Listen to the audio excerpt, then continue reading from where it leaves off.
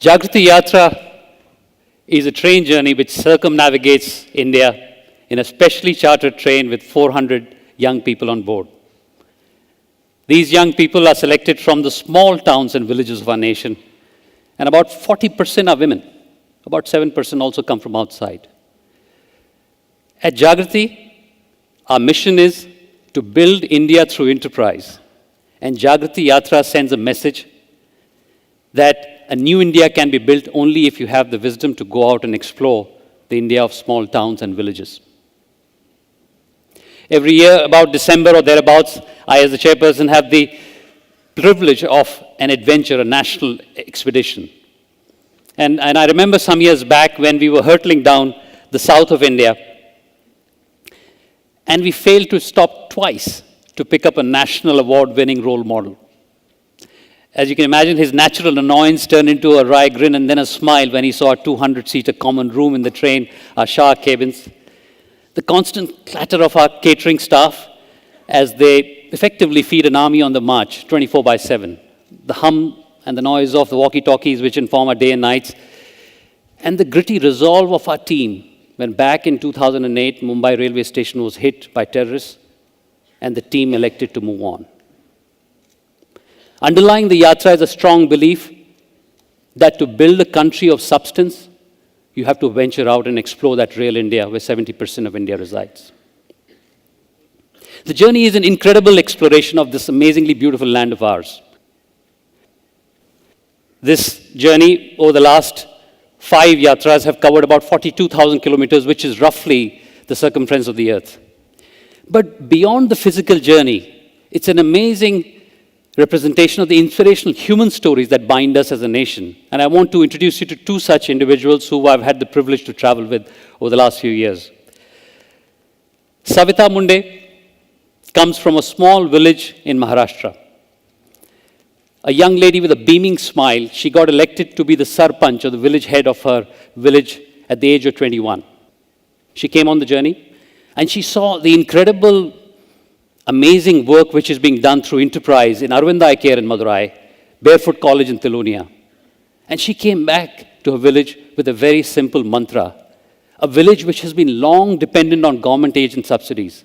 And she started an agro-processing unit. And through this simple act, she sent a message that her region, her country, her village can be built sustainably through enterprise.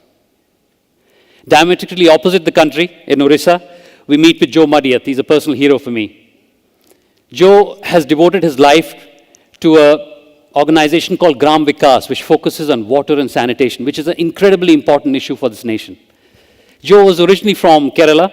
He became the president of Madras University. But for the last 30 years, he's gone to Orissa and he's really devoted his life to that state. And there's an urgency, and Joe's pretty humorous and witty, but there's an urgency in his voice when he talks about not having poor solutions for poor people. The only day we stay off the train, the only night, is in a village called Barpar, which is named after a 200-year-old banyan tree, this tree.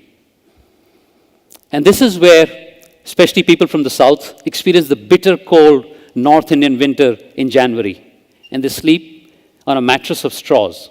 And they get up early next morning to build business plans on important issues like healthcare, energy, sanitation. And I think that these young people are really inventing a new model for development, decentralized, rural. And poetically, we end our journey in Sabarmati Ashram, where there's a valedictory function, in a place that Gandhi lived in and loved. And as many of you know, when Gandhi came back from South Africa, he too traveled across the country in a train. And he was following in an ancient tradition, an ancient, may I say, calling of rite of passage, which is yatras, to places which are known as tirths.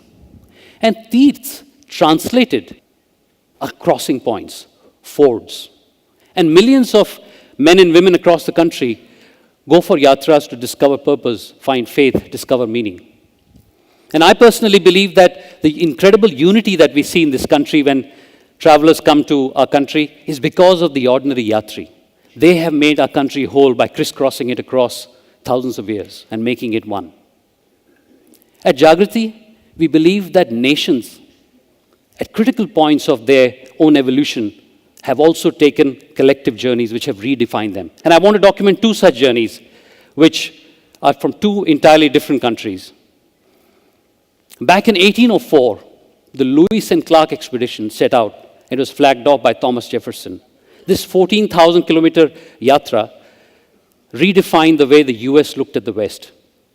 It also redefined the pioneering spirit, which became the calling card of the US for many generations after that. Many of you know in this hall of the Dandi March.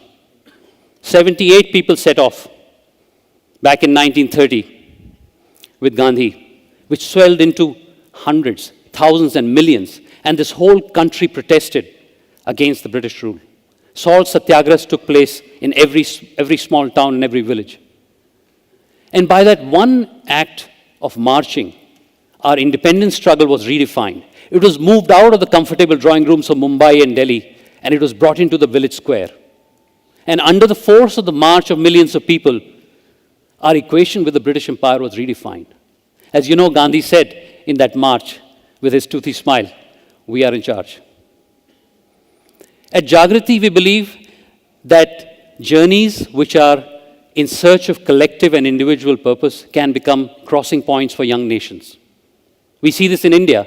Our 450 Yatris, 2,200 alumni, many of you who watched this journey across the country are redefining and creating a new identity, an identity which fundamentally moves beyond protest to building. And India is being built across the 28 states from where our Yatris come from. And other young nations across the world, in Latin America, in Africa, in Asia, are being built at an unprecedented pace at this point in the history of our planet. But we seldom talk about that because we focus on the few who protest in city squares. And protest is important.